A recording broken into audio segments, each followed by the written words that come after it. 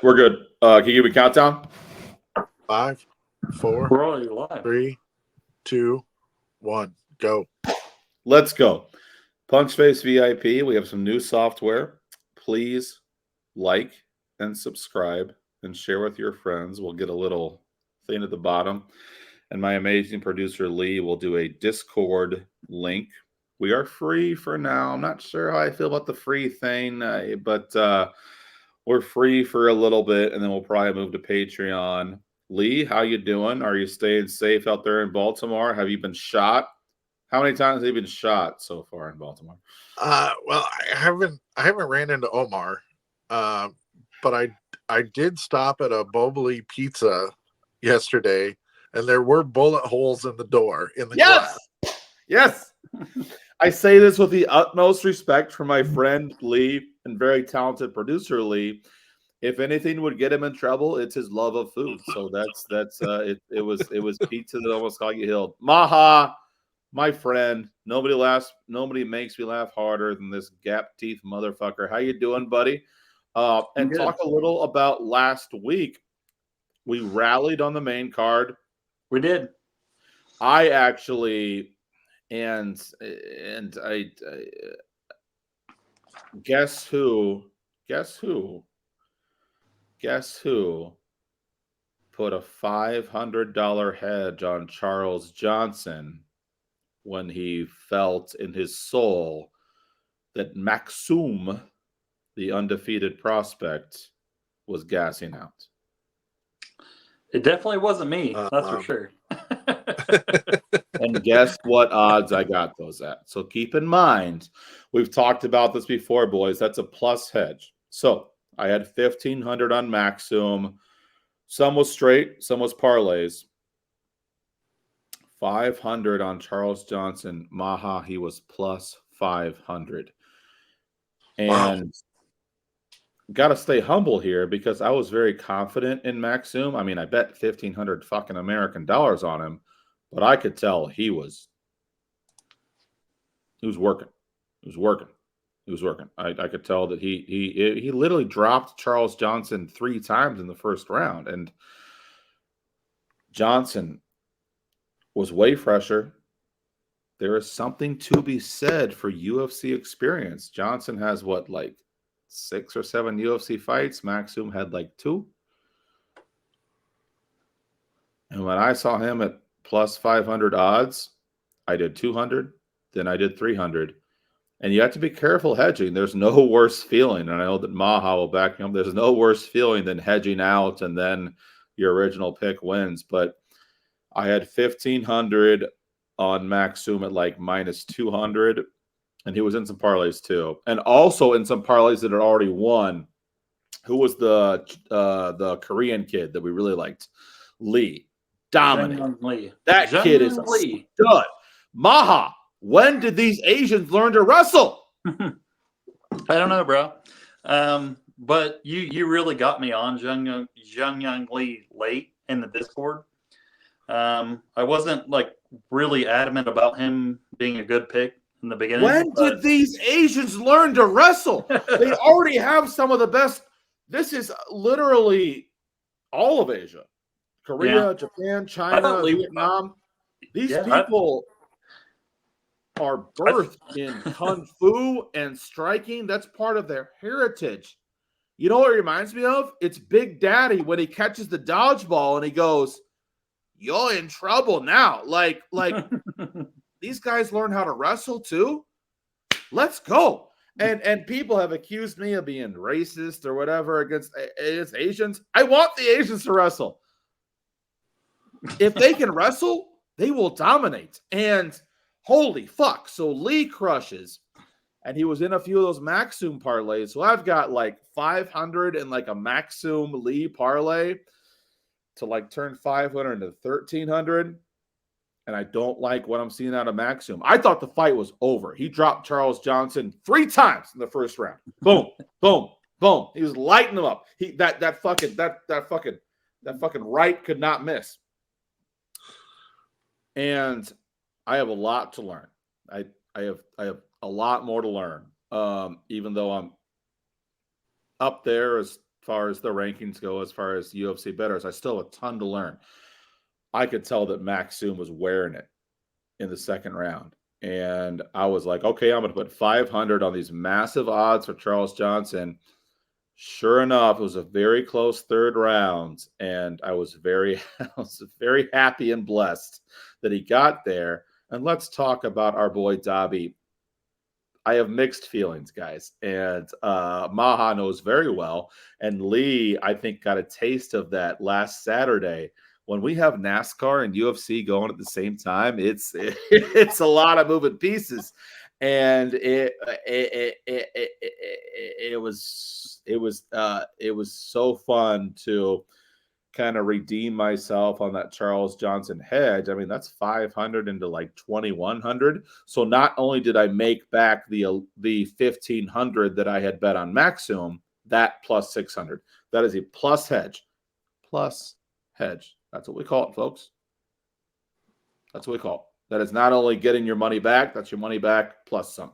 So, and then that NASCAR lineup that our boy Dobby dropped started crushing, and it ended up being about a $3,000 Saturday night for me, and it was good. That was good. That was good. That was good. Paid rent, paid some bills.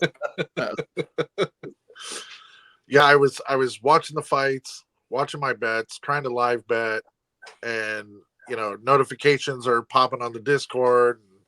It's on the NASCAR channel and back and forth, and it was a fun Saturday night. And that's what I'm saying about it's kind of like a love-hate thing where I'm pretty OCD and regimented. I think that is mostly a good thing for what I do for a full-time living, but I always go into these things, either it's UFC and RIP Bellator, but it was like maybe like a UFC, and I think even one night we had UFC, Bellator, and PFL. So it was like I was betting 50 fights in one night, and I always go into it hating it. And you're juggling a lot of balls, but I don't know, it's cream rises to the top, and I guess that's when you find out what you're made of, and that's kind of what we had Saturday doing the UFC card and NASCAR. First NASCAR race of the year at the same time. We're going to have Dobby on next week to preview Daytona. Maha, just talk about that NASCAR race and how it was a ton of overlay because the race gets moved back 24 hours, which is unheard of in DFS.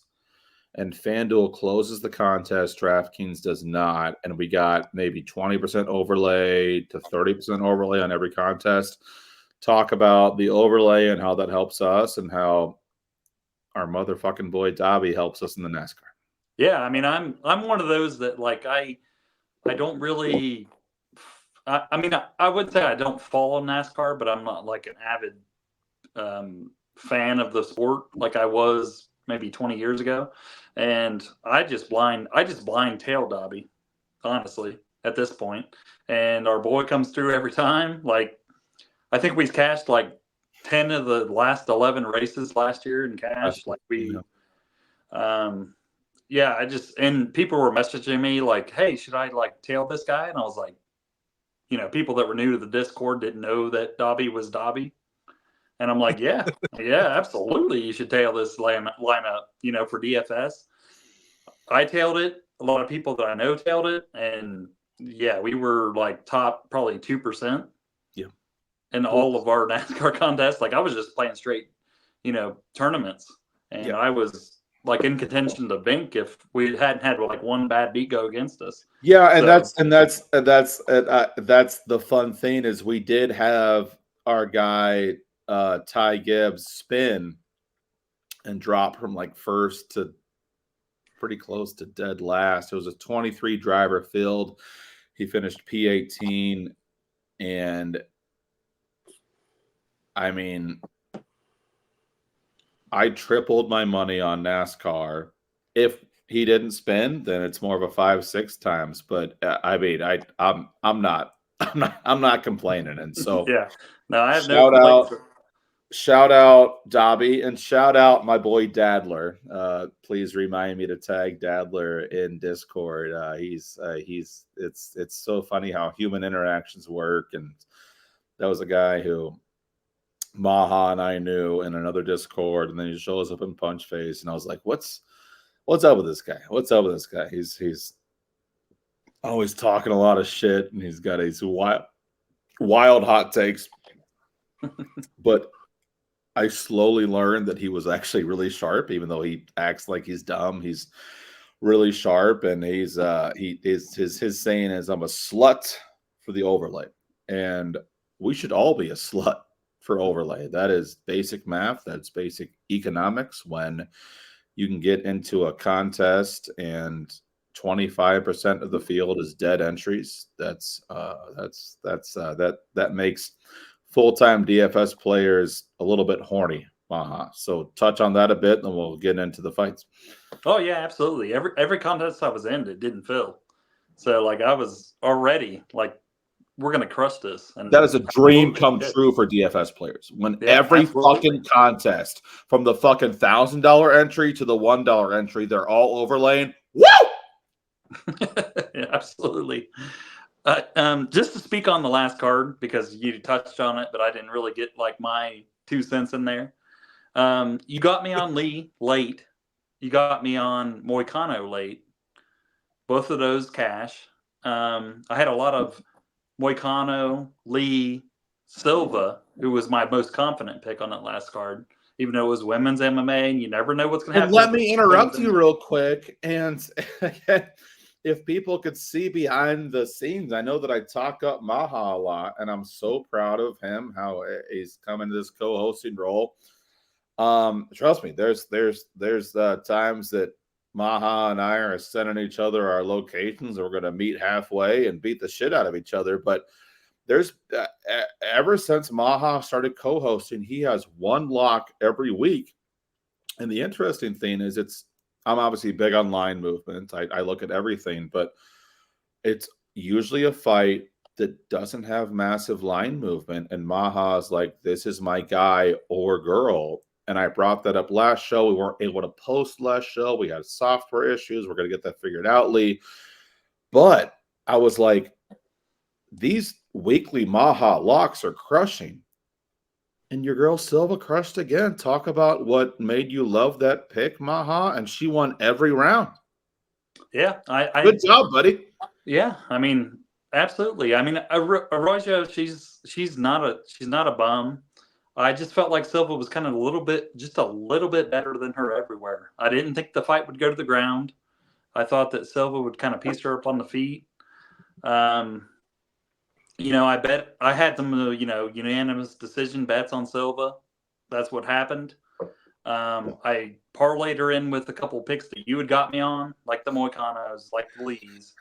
And that really saved me, because there was a lot of questionable things that happened in this card, just as 2 weeks ago or 3 weeks ago on the Canadian card. A lot of questionable things happened, and I was heavily involved with the Kiziev Muradov fight, and that ended in no contest. So that, disturbed the odds of a lot of the parlays that I had. So overall, it was a profitable card. And do I wish that fight continued? Yes. But that's where the difference between betting and DFS comes into play. When the Kiziev eye poke happens, it sucks, but it's a refund. For DFS, it's the opposite of a refund. Hit on that real quick, and Maha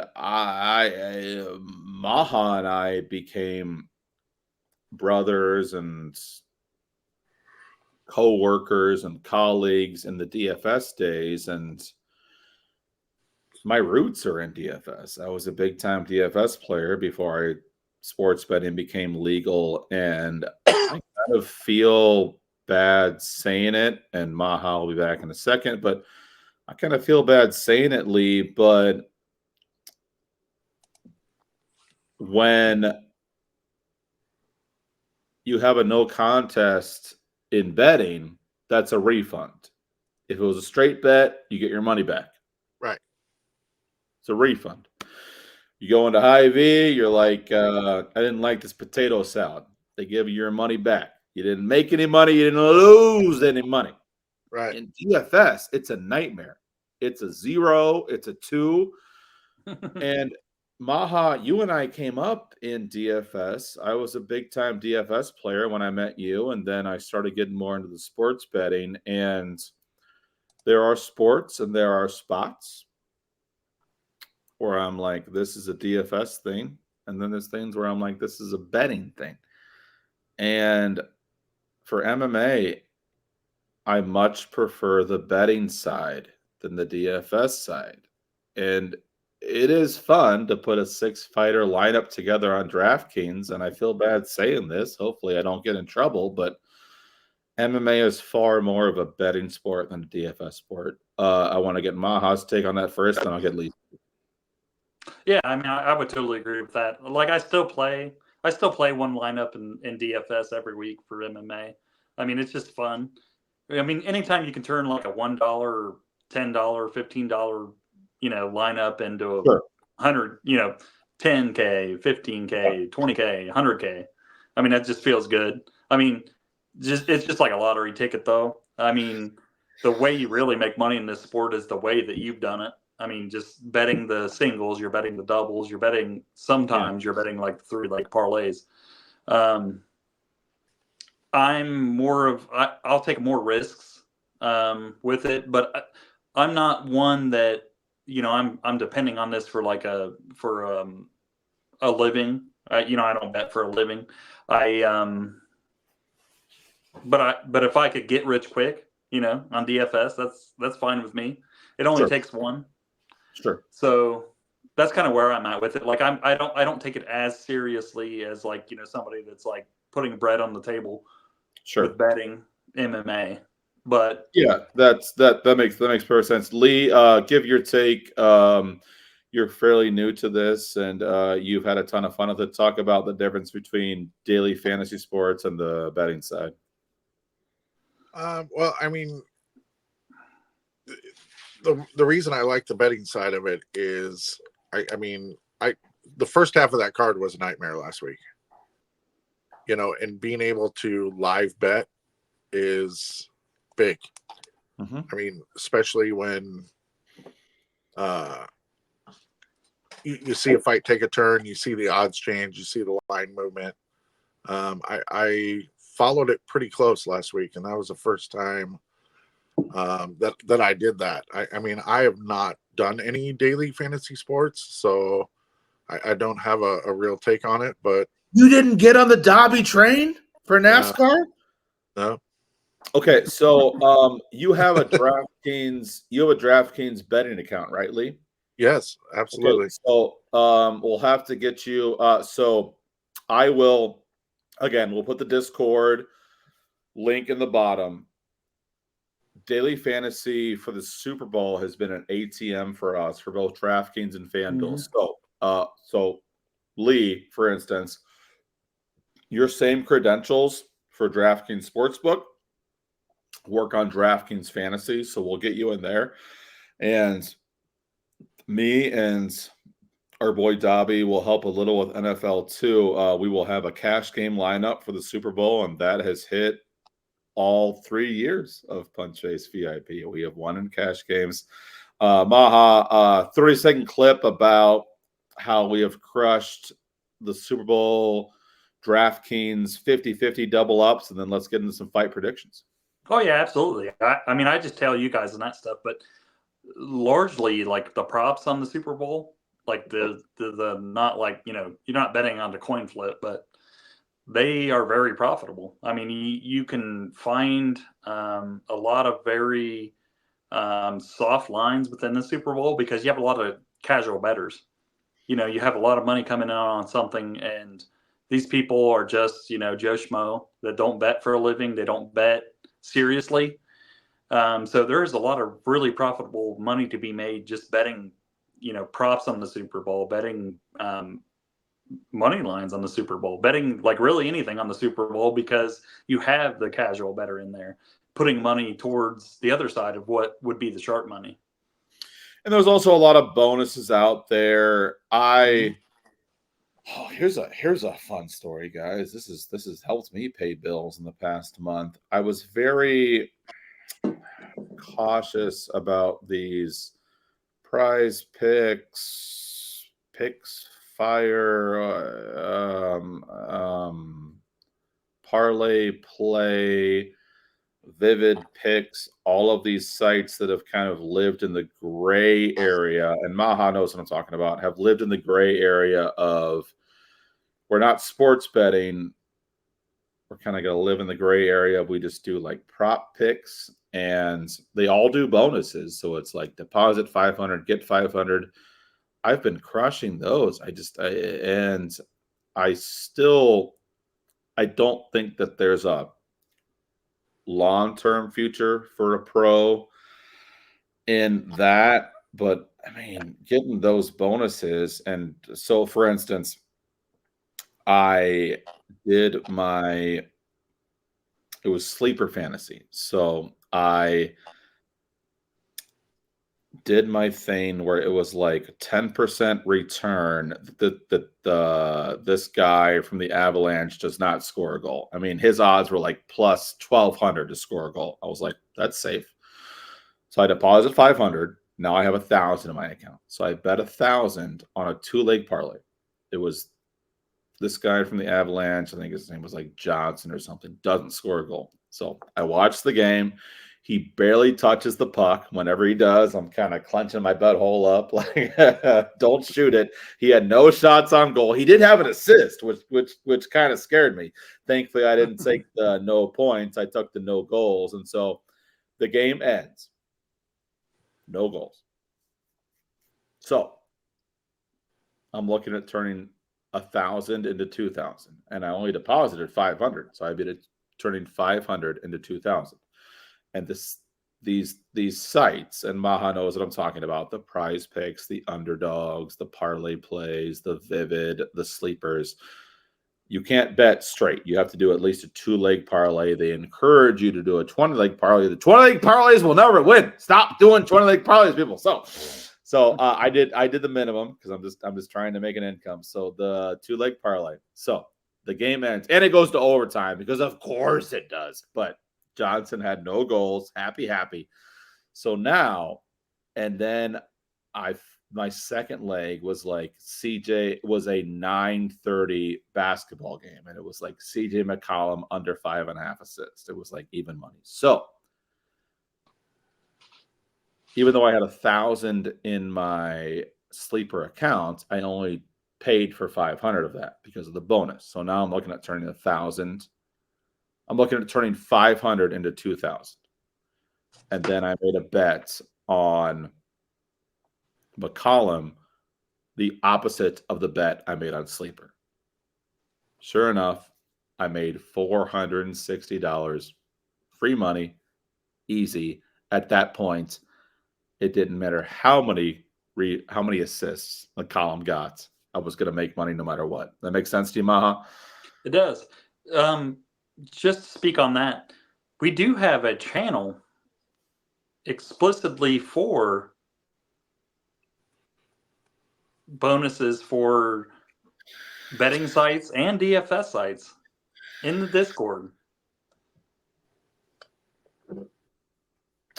And there is there are multiple names for it. They call it churn, they call it arbitrage, and it makes me sad when it's a lot of guys our age, kind of the 20 to 50 range, that lose a lot of money doing this, and it's because they just find one sports book and they're loyal to that sports book. And I'm like, bro, like, you know that I could send you my VIP link and you would get $200 here free. You would get 500 free there, 400 free there. Like, the loyalty to one sports book is, people just need to be more informed, and it's all about edges. So Maha, what is our first fight of the night? And let's make some fucking money on this UFC card, bud. Yeah. Daniel Marcos versus Arichi Lang. Arichi Lang's at plus 210. Marcos is at minus 258. Is this fight still on, boys? Because are you using Tapology, Maha? Yes, it's still on. Okay, because there are. I will say this: there are a lot of canceled fights or replacement fighters. Tapology is the truth. Tapology is the Lord. It is the light. It is never wrong. So that there can be Ariel Helwani will say on Twitter that a fight's canceled. Tapology has it off 30 seconds later. So it kind of weird that a few sports books don't have lines for this, but insane movement for Marcos. We're talking minus 120 to minus 250 on DraftKings, minus 190 to minus 275 on Caesars. This is looking like a lock right away. I think we're kind of dealing with the American Mexican wrestler striker against Rory Lane, who is an Asian prodigy. He's a kung fu guy, but I unlike our boy Lee, who was a phenomenal wrestler and won that fucking fight everywhere it went, I don't think a Rory Lane does this. This is massive line movement. This is a pow, big line movement. Maha, is this a lock? Is this where we put this guy in most of our parlays and we're gonna know one fight in how our night's going? Is that what you think or what? Yeah, that's absolutely fair. So like Let's go. The first couple fights of the last couple cards have not been kind to us. But I think this is probably our first lock. I think that Marcos, he's an undefeated fighter. He's got good takedown defense. Arichi Lang's probably not going to get this fight to the ground. I think Marcos, he's going to use his lateral movement. He's faster. He's probably got more power.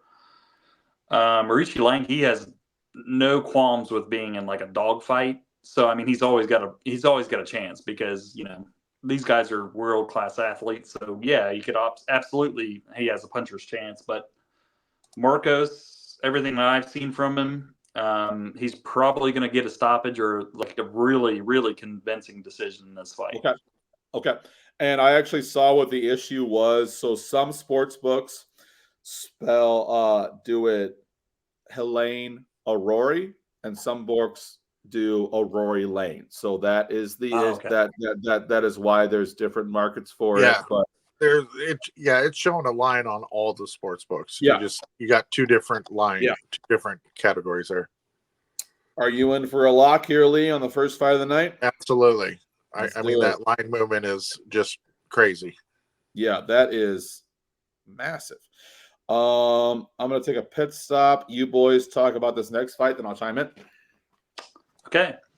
The next fight, Hyder Emil versus Fernie Garcia. Yeah, Emil's at minus 205. Garcia's at plus 170. I mean, as far as line movement, I mean, Emil started out at minus 185. I mean, there's not a massive line movement like the last fight we just talked about, but the line movement's there. I mean, on DraftKings, Garcia started at 154. He's at 170, but it's gone up and down several times. Mm-hmm. I mean, it's crazy. Yeah. So just to speak on that, Lee, these guys are both two low-level fighters, so you're going to see a little bit back and forth line movement whenever you see two guys that either people aren't familiar with in the UFC, or they don't think that there should be big line movement because these guys are low level. You'll see like a back and forth with that. And I think this could be a banger. I think this could be a fight it could be a fight of the night candidate, but I think so too. Yeah. I mean, these guys are going to stand and bang. I feel like, I don't think this fight's going to the ground. I think that Emil, his game is striking. He's gonna push a pace. He's gonna throw some big heater bombs, and I think he's probably gonna get a KO, maybe like a club and sub, maybe like second, third round. But So speaking on Garcia, he just never impresses me as far as like his output. Right. His negative strike differential is like way up there. Well, I think that whether it be like a finish or a decision, I don't think Garcia has the output to or the power to put Emil out here. I don't think so either. And as far as, you know, Emil's listed as a featherweight, and he's actually ranked number 10. He's actually ranked higher than all the other featherweights on this card. Yeah, I mean, he's actually rated higher. I think it's about experience. I mean, he's got 8 fights under his belt. No pun intended. So yeah, I kind of average line movement in a positive direction for Emil. He's going 20 to 30 points up on every book. Would certainly be a lean, but not a strong take. What's the next fight? It is Zach Pauga versus Bogdan Guskov. Pauga's at -122 and Guskov's at +102. Gotta love Guskov here. We're talking about 50 points reverse line movement. Pagua, who I think sucks, open up at -165. He's down to -115. I wouldn't be. This is essentially a pow underdog flipped to favorites. Maha, talk to me about Guskov because we love the underdogs and they flip the favorites. So yeah, I mean, you know as well as I do that I don't really look at the lines beforehand, so I didn't know that was a thing. As far as Guskov, I actually like that we can bounce that off each other because everyone has a different process. So yeah. I think this is closer probably than that. I think Guskov, he has a history of early knockouts, so he absolutely could get this fight done early.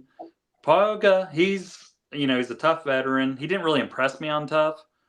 I will say this: he got beat by Usman's brother, who's a fat piece of shit. So, I am not a and I had a small bet on Pagua in that fight, and I'm not happy about it. So, yeah, I am not a Pagua fan. Obviously, you have to be careful about recency bias. Every fight's different, but I am not a Pagua guy. I understand that. I'm really not either.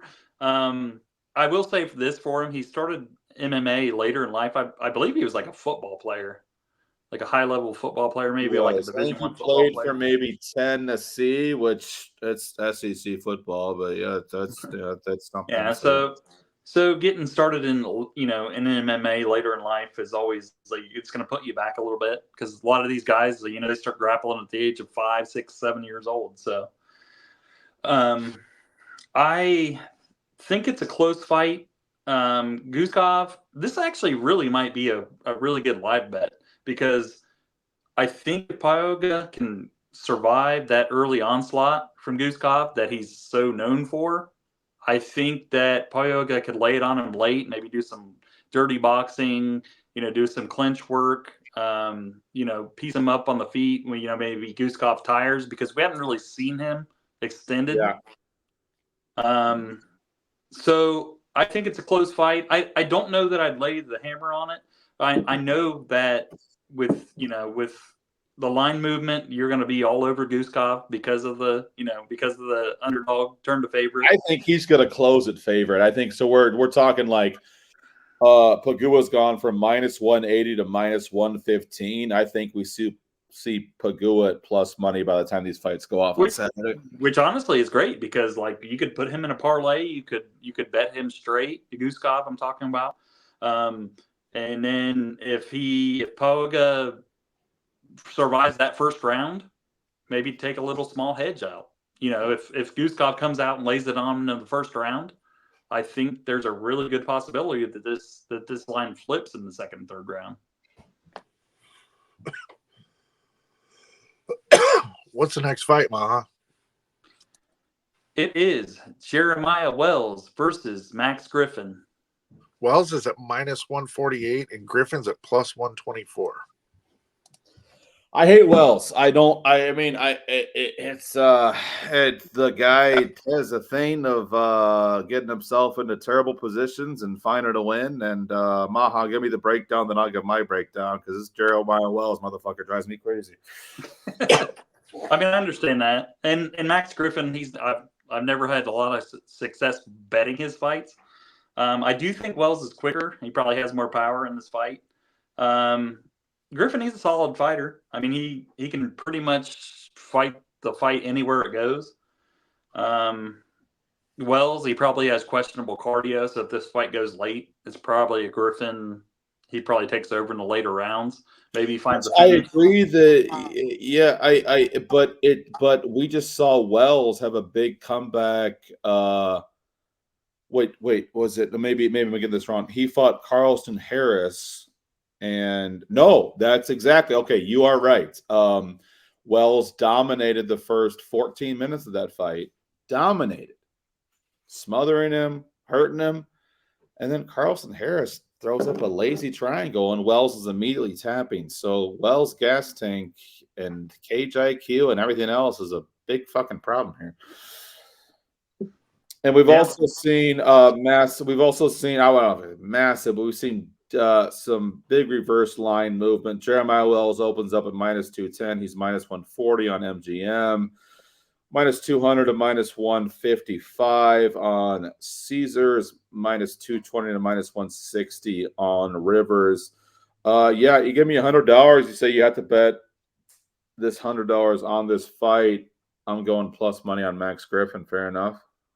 That's fair. I will say that this might be another live betting opportunity because I think if Wells doesn't get it done in the first round, maybe the first 7.5 minutes, he's probably cooked. Next fight. It is Devin Clark versus Marcin Prachniow. Clark's at -238 and Prachniow is +195. We've got a Hall of Fame of guys that drive me nuts. This is 2 weeks in a row. We have a Hall of Fame of fighters that drive me nuts. All right, so a little concern here, Maha. This is kind of hard against head. Devin Clark is a very, very, very, very average fighter, which I will say, if you're at the UFC level and you're an average fighter, that's nothing to be ashamed of. Decent striking, decent wrestling. He would kind of a gatekeeper. Steamed from -130 to -240. I mean, are we max betting Devin Clark, Maha? I don't think I could bet Devin Clark. Nonetheless, lock him in. I've never gotten that guy right. I always bet against Devin Clark, and he always proves me wrong in the fights that he wins. I don't think I have a strong lean in this fight just for that reason. I've never gotten the guy right. I think that Prachniow, he probably uses his striking volume. He has finishing ability, which I don't know that Devin Clark has that in this fight. He never has finishing ability. Yeah, I mean, Devin Clark, he's going to have to push him up against the cage, make it dirty boxing, fighting in a phone booth, maybe getting a takedown. Prachniow, he's by far the better striker, I feel like, in this fight. So if he can keep it at range, he probably wins this fight. He probably knocks him out, honestly.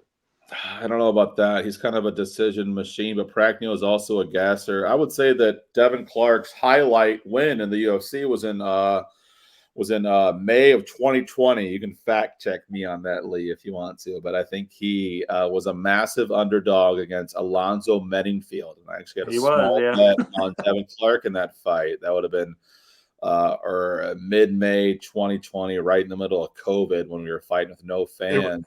It was May 2020. Am I good or am I good? Yeah. So we see Devin Clark, who, just like Maha said, not a finisher, going against Alonzo Meddingfield, who looks like a superhero, and Clark dragged him up against the cage, let him tuck her out, and was a big upset. And it was a smaller bet for me. I think I turned 100 into 500 or something, but I'm thinking Clark's a lock, Maha, and that's just me following line movement. Why would you put Devin Clark and Lock in the same goddamn Yeah, man, but sentence. he's kind of Pragneo is 3 minutes of fire and lightning, and then it kind of goes south real quick. Can I just cross this fight off? I actually want to take. No, this is a hammer. This is a hammer. I hate this. This is a hammer. I'm gonna go back and just cross this off. Anything I said prior to this, I take it back. I hate it, but it's a hammer. It's a hammer. My beloved little brother is off screen. We're going to be betting these fights in a few days, and we're going to be screaming at Devin Clark to just survive those first 2 or 3 minutes. As big brown bear, just get there. Yeah. All right. Yeah, that is a tentative hammer, if there is such a thing. What's the next fight, boys? Okay, so we had the little hammer here, and I do love this fight. Loma, Luke Boon-Mi versus Bruna, Brazil. Brazil's at plus 230, and Luke Boon-Mi is at minus 285. Look at this fucking line movement, boys. Minus 150 to minus 300 on DraftKings, minus 220 to minus 310 on MGM. Brazil. I mean, this is a dream spot, especially for women's MMA. Luke Boon-Mi is a tried and true and proven veteran in the UFC. Brazil had some couple crazy kind of spinning back fist out of control, possibly irresponsible knockouts.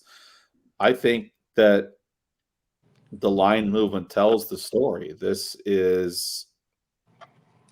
levels to this shit. And I think that Luke Boon-Mi really just controls Brazil everywhere, probably takes her down and dominates. And it's veteran against prospect, and veteran gets this one. Are you with me, Maha? Yeah, I absolutely am. I mean, is there a better Muay Thai player in the UFC in the women's division than Luke Boon-Mi? I would say not only Muay Thai, I would say just well-rounded in her game, where she can handle herself, and probably kind of a gatekeeper role for Luke Boon-Mi, where she can certainly handle herself on the Muay Thai striking side and then take it to the ground. And this is welcome to the UFC, Bruno Brazil. You looked very good against a couple girls who weren't UFC level, and now you get a UFC level fighter who this is ain't nothing new for her. This is what, 9 or 10 UFC fights, and I think Luke Boon-Mi just dominates you. I mean, that's I'm always tentative locking in women, but this seems like locked territory. Yeah, this is probably my most confident bet on this card. Luke Boon-Mi. No pressure, folks at home. But since Maha joined the podcast, I think he's like 5 for 6 on those locks. So no pressure, Maha. But yeah, I mean, she's gonna get her hands on her. If she gets her hands on her and closes that range, she's gonna tear apart Brazil. I mean, I think so too. I mean, and that's the thing that we love about the Luke Boon-Mi type fighters. She's not gonna get clipped. She's gonna let Brazil throw wild, spinning, crazy shit and seize her moments. And man, yeah, I love this spot. Next fight. All right, it is Timothy Kwambo versus Balaji Oki. Oki's at minus 198, and Kwambo is at plus 164. All right, I have not really into line, and so I can pretty confidently say I don't know a ton about these two fighters, and the line movement's stale. So this is a pass for me, Maha. You got a strong lean one way or the other. So I don't know a lot. Same as you, I don't know a lot about Kwamba. Is this both their first fight on the UFC Bright Lights? I think Oki for sure. So this wasn't supposed to be the matchup. This was a pullout. Yep. Lee, if you're on Tapology, can you look up who pulled out of the fight? I feel like Oki was supposed to fight like a UFC veteran. This dude, Damir Hadzovic. Yeah. So that's Hobbit. Oki. So that was canceled. Yeah, so Oki, I actually really liked him in that fight. I think he would have came out and just probably starched him. And he may do that. He may do the same thing with Kwamba, but I don't know enough about the guy to say. Yeah, Right. it's actually funny that you say that because for some reason PointsBet still has odds up on that fight, and Oki was a minus 300 against Hadzahovic. So, can we please move on to this next fight because we've got like 3 locks already, but this might be the lock of all locks. Maha, talk to me about this. Trevin Giles versus Carlos Prates. Prates is minus 258 and Giles is plus 210. Open up at plus 110. He's minus 260. You know what that means. Pop up a pound. This is a lock. Put it in most of your parlays. We're talking about we're talking about a 240 point movement on DraftKings. BetMGM didn't post lines till a couple weeks after, and I love how DraftKings is posting these lines like a month in advance because it's really a treat that we get that crazy line movement. MGM caught up to the movement, and then it kept going. Minus 210 to minus 280. Giles is washed. I don't think he was ever really that good. We're talking he was and obviously I've done work with smaller promotions like announcing fights for Caged Aggression, and you see these guys like a Romeus Cornelius, who I called his fight absolutely dominant. And I'm new to Caged Aggression, and he had dominated his last 4 or 5 Caged Aggression fights. He had these crazy highlight reel knockouts. He's making it look easy. He gets in Caged Aggression and gets smashed. So there is something to be said when you're fighting bouncers and Uber drivers and pizza makers. It's a step up. And now Lee wants pizza. So yeah. I had pizza yesterday. We talked about that off camera. Oh no, we were on camera. Yeah, we were on camera. I love it. So Giles has never lived up to his potential, and now he's even worse than he ever was. Paredes rolls him. Maha, what do you think? I love it. Yeah, I agree with everything you said there. Giles, he's got very questionable cardio, got very questionable chin. I think Pradas. I really like this kid. I mean, he's he comes in. He almost reminds me like just his stance, not his fighting style, but just his stance. He reminds me of like a Bobby King Green because he comes in with like the hands low. He'll just walk right into you with his hands down at his thighs, and he'll just like bait you into coming into his wheelhouse, and he'll throw those big bombs. He'll throw like the teak kicks, to get you at his range, and then he'll just unload on you. I love this kid. Like, I think he's actually probably gonna have a career in the UFC. This is sexual music to my ears. Yeah, I already love the line movement, and I already am not a fan of Giles. And oh man, so right now, if you take Paredes to win by finish, you can shrink the odds from minus 260 to about double your money. No big line movement on there yet, but that usually doesn't happen during later in the week. Yeah. Pow. Carlos Paredes is a punch face VIP. Lock it in. Next fight, boys. It is Rodolfo Vieira versus Arman Petrosian. And this is the very first fight on the main card. Yeah, so Vieira is minus 115 and Petrosian is at minus 105. Yeah, I met Petrosian at one of the Caged Aggression fights. He was cornering the main event. Super nice guy. Both is incredible striker.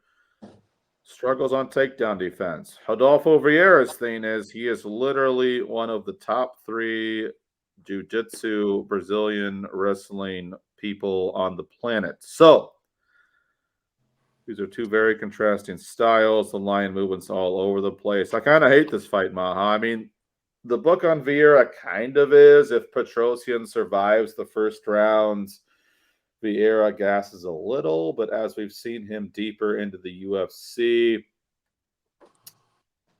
Vieira's worked on that gas tank a little bit. Talk to me about that, Lee, since Maha's taking a pit stop. Well, so I have a question actually, as a new bettor in this entire realm that we talk about every week. What happens when both fighters are at minus money?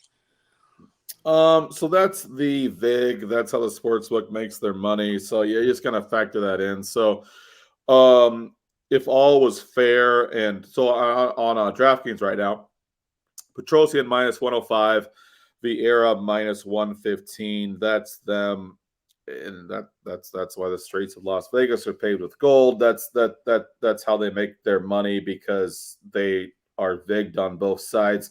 If all was fair in Love and War, then Petrosian would be plus 110. Vieira would be minus 135, but that's not how the odds work. And that's also the nice thing about having accounts on every sports book, is you can find the best odds. But what the fuck are we doing here, Maha? Part of me says, oh, I really want to live bet Petrosian in the second round, but this seems like a pass for me, but I really want to bet it live. So what do you think? I absolutely love that. that's Don't talk me into it. I literally wrote it. I wrote it down. So I'm gonna send you a bill if Vieira, and to be fair, Vieira's gas tank has slightly improved. I mean, so this guy used to be 4 minutes and he's done, and right. Gas tank's a little bit better. So I am tempted to bet Petrosian if he survives the first round, but I don't know. I'm a little nervous. So that absolutely was something that I was thinking too. Like if Arman gets this in the second round, they get all sweaty. They get to where it becomes just a little bit more difficult for Vieira to get this to the ground, get those chokes locked in, get those submissions locked in, because this fight's going to be all about where the fight takes place. If it takes place on the ground, absolutely Vieira is going to win this fight. If it takes place on the feet, Arman's going to win this fight. Vieira, I wrote down about him. He's got elite BJJ, bad striking, bad cardio. So this is, like I said, this is going to be about where this fight takes place. I totally agree. We have massive line movement on the next fight. I gotta say, guys, for a card that is a little lacking on big names, this seems like a great moneymaker. Let's get into the next fight, because we have a massive underdog to favorite. So line it up, Maha. Michael Johnson versus Darius Flowers. Michael Johnson's at minus 142 and Darius Flowers is at plus 120. Yeah, this is wild line movement. It's literally plus 142 to minus 142 on DraftKings. It's an 84-point move, and once again, the other books put the lines up later and try to play catch up, and the line's still moving minus 120 to minus 140 on Caesars. Michael Johnson is old. The chin is suspect, but I just don't think Darius Flowers is that good. And man, I'm going to be texting you with heartburn. I'm going to be punching my little brother in the shoulder, because this card is full of people that the line movement is screaming at me to bet, and it makes me nervous. I mean, trust the line movement, trust the line movement, trust the line movement, but do we make Michael Johnson a live bet in 2024? So what are we doing here, buddy? I probably wouldn't put him in a parlay. But look at that line movement. Look at that line movement. I understand that, but I mean, you're going to be clinching. You're going to be clinching. Exactly. Because Flowers, he can bring the fight. He can throw with a little heat. You said it. Johnson's got a questionable chin. I think he's the better mixed martial artist. Absolutely. I think he's better everywhere. Probably he can do it all. Really. He can fend off takedowns. I don't think that Flowers is going to go to that. Go to that in his arsenal. I think Flowers is probably just going to try to lay it on him early, and if that doesn't work, then Johnson probably takes over. he wins this fight probably like 7 times out of 10, but there's always that chance that he's going to get caught on the chin, and then all our bets are up in flames. Yeah, I mean, even in my most optimistic, I wouldn't put Michael Johnson in every parlay, but anytime you give me a big underdog who becomes a big favorite, I want it. I want it. I need it. Next fight. Me and my brother have dinner reservations, so we got to roll through these next 5 fights. So let's do it. All right. Brad Tavares versus RoboCop. RoboCop. Rodriguez. Rodriguez is minus 250 and Tavares is plus 205. Yeah, Tavares has not looked like himself, and I think it's a good spot for RoboCop, minus 200 to minus 250. That's a 50-point move. That, to me, is about a 2-unit bet. MGM minus 220 to minus 250 again. I love how DraftKings puts out these lines crazy early, and then the sports books kind of catch up to it. Minus 250 to minus 270 on our friends' points bet. Tavares has not looked like himself. He barely beat a Chris Weidman, who both of his legs don't work. And I had a big bet on Tavares in that fight, and he barely survives. You gotta like Tavares here. I mean, I'm sorry, you gotta like Rodriguez here. Gotta hate Tavares. Maha, give me your thoughts. Yeah, so with Tavares, like you said, like in the Weidman fight, like why didn't he take over that fight? Why did that was rough? That was rough early. Yeah, I mean, I don't know what. So I wrote banger alert, but that would be only under the presumption that Tavares comes out and he's like, okay, so I took it too easy in the last fight. I need to bring the fight to Rodriguez because Rodriguez is Tavares. It's not like Tavares doesn't have finishes on the UFC level. I would say totally a banner alert. I just think this is a washed up Brad Tavares, and I think that we're maybe kind of selling high on Tavares that he got lucky beating another washed up guy in Weidman. But I walked away from that Tavares Weidman fight thanking God and Allah and Oprah and everyone else that I won the bet, but I'm like, I never want to bet Tavares ever again. All praise Oprah. All praise Oprah, yeah. So what's the next fight? It is Eor Pateria versus Robert Brychik. Yeah, Eor is at plus 136. Brychik is at minus 162. I kind of hate the line moving for this fight. This is kind of classic. 2 guys, we don't know what we're going to get. I mean, you give me $100, you say, Chauvin, you have to bet on this fight. I got to go with the underdog. We've seen Brychik go from minus 200 to minus 160. That's a 40-point drop. Poteria certainly has talent. He can bang. The line's moving in his direction, but I don't trust either of these motherfuckers. I would say it's a banner alert. Someone's probably going to die. Maha, what do you think? I think Brychik's going to get a first-round KO in this fight. Okay, so you Shut think up. I love it when Maha disagrees with you. So you think that the line movement, all of these professional whale bettors are wrong moving the line. Tell me about that. I do in this fight. Let's go. Eor, he just never struck me as he doesn't impress me at all. I mean, Brychik, given he's a newcomer to the UFC, but I think he has KO power. I think Pateria, he's proved that he has like a lot of vulnerabilities when it comes to his defensive striking. And Brychik's going to take advantage of that, I feel like. All right, let's move on to co-main event. And I hate this fight. The line movement's all over the place. What is the co-main event, Maha? 50K, Dan Ige versus Andre Touchy-Feely. Touchy-Feely's at plus 145 and EJ is at minus 175. 2 wonderful nicknames. Two household names. We got Touchy against 50K. I fucking hate this fight. I don't even want to talk about it. This fight to me, Maha, screams split decision. I mean, you've got Rivers had Ige at minus 200. He shrank to minus 250. Caesars had the opposite. They've got minus 140 to minus 190. What does that tell me when sports books are doing the opposite line movement? That tells me that this is not a very predictable fight. It is 2 men that are going to step into the cage, and that tells me this is a stay away. Could be a fun fight. It's going to be technical. Both two technical guys, not the biggest finishers in the world. I hate this fight. I may literally turn my TV off and go take a walk. So I'm not tempted to bet on it. But what do you think, bud? I don't know where to go in this. So like, admittedly, I've never been a touchy-feely fan. I think we bet on who did he fight in his life? I feel like we had a pretty decent size. You still owe me a beer, motherfucker, from the Feely Air Jourdain fight. Or Jourdain, yeah. Yeah, so I've always underestimated touchy-feely, so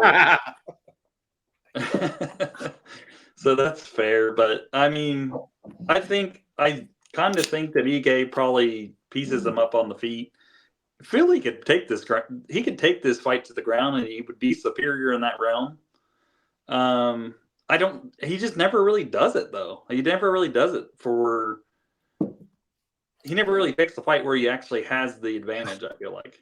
Yeah, and we won a huge bet on our boy Bryce Mitchell, who kind of exposed Ige on the ground, and Korean Zombie, they fought in I want to say it was 21 when Koreans aren't known for their wrestling, and Zombie wrestled the fuck out of the Hawaiian Dan Ige. I don't trust either of these guys. No disrespect. I would say they're both better than average UFC fighters. This is a very close fight. I'm not going to bet fight goes to split decision, but I am going to say that so I can maybe do a victory lap next week, because if any fight was going to go to the split decision, this one would. The main event, I do not know why this motherfucker is such a big favorite. Break it down. Jack, the Joker, Hermansson versus Joe Pyfer. Joe Pyfer. Pyfer's at -258, and Hermansson is +210. What are we doing here, guys? I mean, this is a fucking hype train waiting to derail if I've ever seen it. Joe Pyfer is a fun story. He was homeless. Dana White finds him on the street. He gets thrown into Contender Series. And it's a fun story. I mean, horrifically snapped his arm in half in his first Contender Series fight. He's the underdog a few years later, kind of works his way back, and the caged aggression, smaller kind of shows.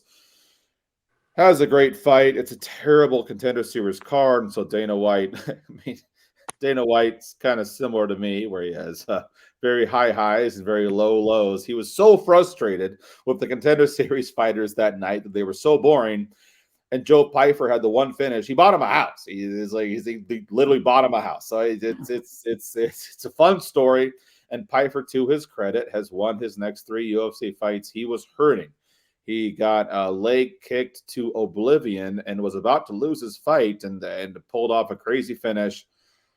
He's a fighter. I mean, all these guys are fighters. All these guys are warriors. You don't get to the UFC without having heart. I'm not sure how far heart will take you. We're talking about a guy who's still a UFC newcomer against a UFC veteran, and Jack the Joker Hermansson.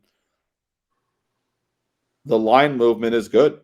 Pyfer is up 50 points on MGM. He's up 80 points on DraftKings. He's up 50 points on Caesars. I'm going to have Pyfer in a couple parlays to try to end my night well, Maha, but I'm nervous. Am I correct in being a little bit nervous there? I mean, Hermansson, I feel like every time we've doubted him, he's proved us wrong. So, like, I know you hate this guy, but just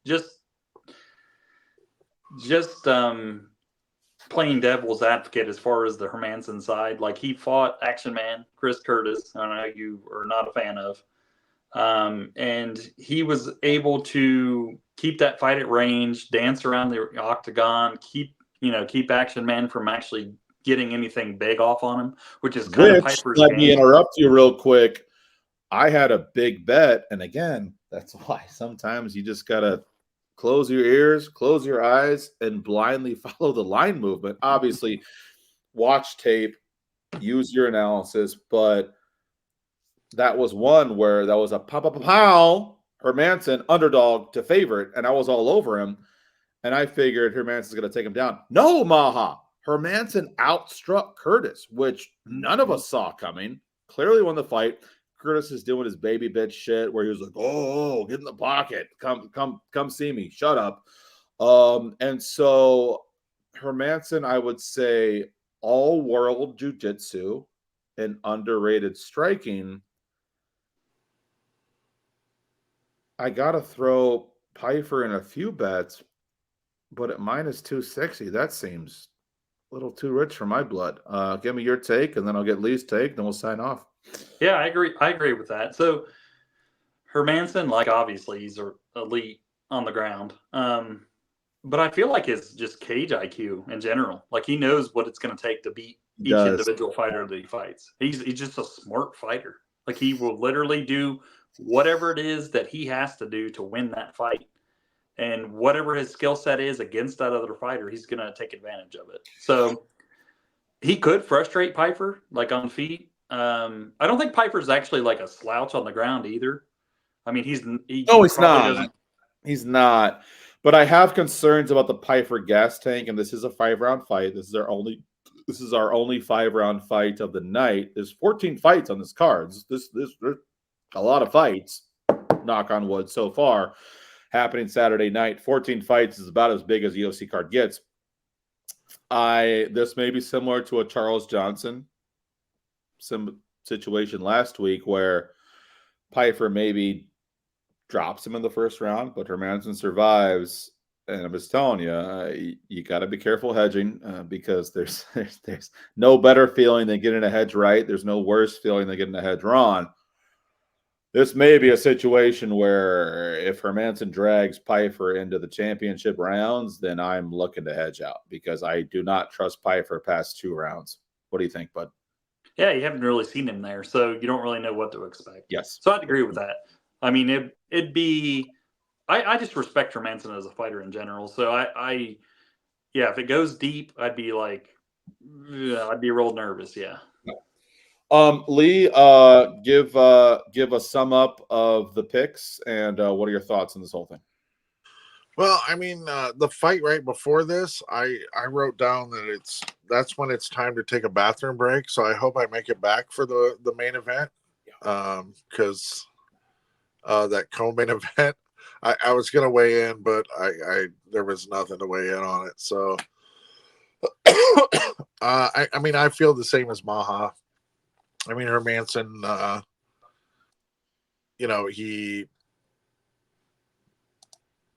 that's kind of my lean on it, actually. And I think that if you take out the last, because this fight's not going to decision. What are the odds for that? Props. Let's see. Fight goes to decision is plus 300. Mm-hmm. Yeah, that wouldn't be a terrible thing to throw in your parlays. Haven't seen a ton of movement for it. Actually, we have. So, good job, Lee. Look at my producer giving some analysis. FanDuel, we have seen fight doesn't go is gone. That is a 95-point move, minus 340 to minus 435. So, not a lock, but I will say that is the Lee pick of the week. That main event does not go to decision. No pressure, buddy. Nice. No pressure.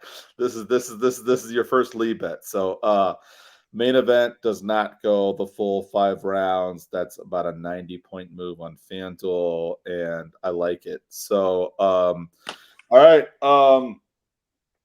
Shout out Kale, my little brother, over there on the side, cheering me on. Great job, Maha. Great job, Lee. Hopefully this new software, StreamYard, does its job. And we have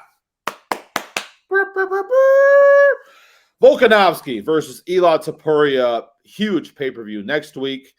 And this is actually a great card. This one on Saturday, not a ton of big names, but a lot of big line movement. I think we had 4 or 5 locks. The Punch Face VIP Discord link will be in the bottom. So a lot of things can change between now and Saturday. So you will get all my locks on Saturday about an hour before the card starts. Lee, I love you, brother. Thank you. You're an amazing producer. Maha, you brought the analysis and laughs as always. We are out of here. Punch Face VIP to the fucking moon. Shout out little brother Caleb Chilvin. We're going to go to some dinner. And thank you, boys.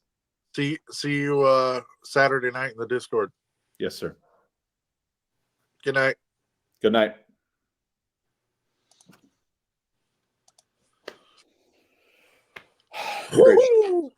That was good. That was really good. Fight doesn't go to decision. Nope. Yeah, that's your first Lee lock. Yes, it is. I was gonna say that fight doesn't go to decision with Loma, Luke Boonme, and then Devin Clark.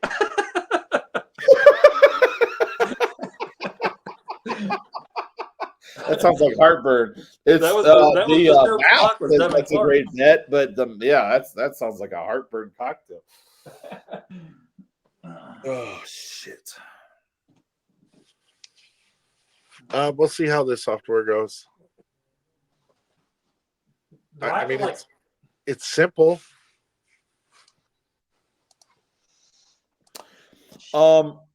How quick do you think you can turn it around? So it's Thursday night. Do you think you can have it on YouTube by Friday morning, or what do you think? If I don't do all of our extra stuff, like obviously I can't do the overlays and stuff that we normally do because it's one recording. I mean, if I don't put all, I would say get it up as soon as have it up in an hour. Okay, cool, perfect. Yeah. And I will give you a link to put in the for the Discord. I will send you a link now. So okay.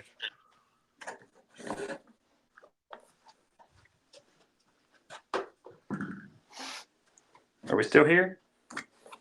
Yeah, we're still here. Am I like uploaded?